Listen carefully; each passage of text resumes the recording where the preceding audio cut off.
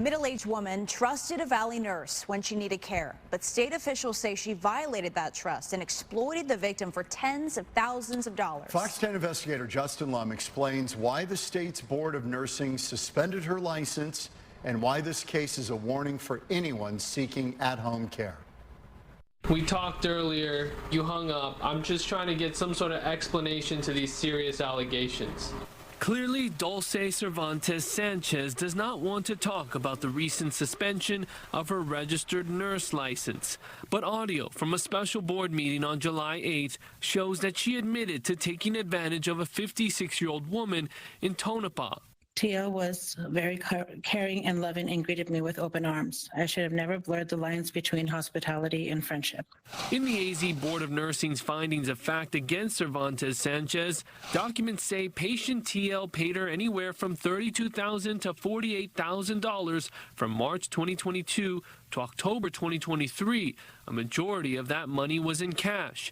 Investigators say Cervantes-Sanchez believed the patient came into her life through IV hydration as God's literal answer to her prayers. I should never have spoken about any of my financial or family issues. I should never have asked my patient for any kind of help. For this, I am truly sorry. I love what I do. I love what I do at the hospital. I love helping people.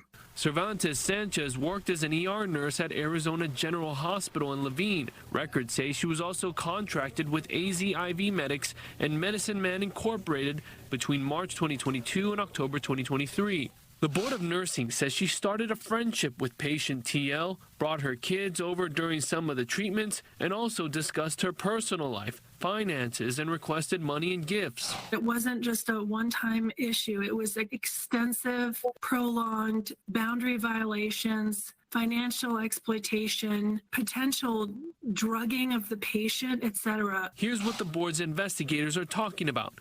Besides visiting TL's home several times a week, investigators uncovered very personal text messages between Cervantes-Sanchez and her client.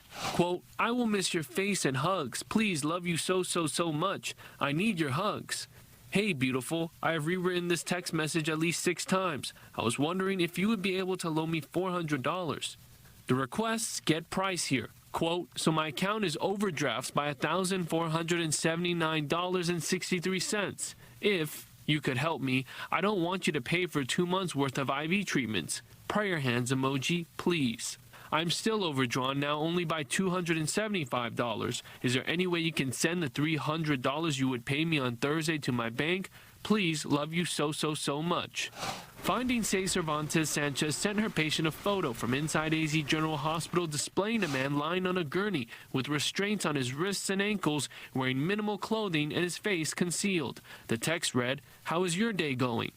And according to a witness, Cervantes-Sanchez would crawl into patient TL's bed and sometimes snuggle with her while TL received IV infusions. The alleged victim also told AZBN that Cervantes-Sanchez regularly gave her Benadryl, and she believes it caused her health to decline. There's no orders, no medical director, nothing. She was just going freelance and doing this IV hydration plus medications and other things at a patient's home. Between June 2022 and July 2023, Cervantes-Sanchez admitted she did not chart infusions because she was using IV supplies purchased by the patient.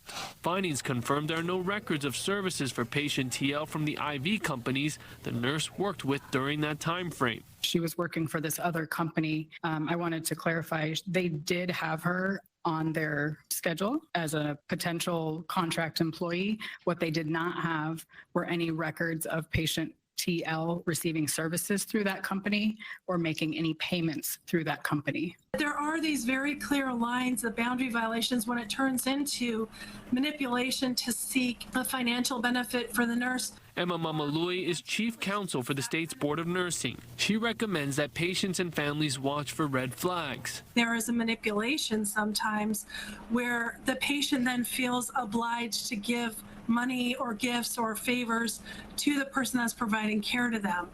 Anything like that by a nurse is considered a boundary violation. Mamalui also warns that mobile IV hydration services need to be vetted. An IV carries risks. There can be embolisms. It can cause a stroke if it's not done properly. And like I said, there needs to be a provider order there. I just asked to please Do not suspend my license. Today, Cervantes-Sanchez voluntarily suspended her registered nursing license 2 weeks after the suspension. She can reapply in 3 years.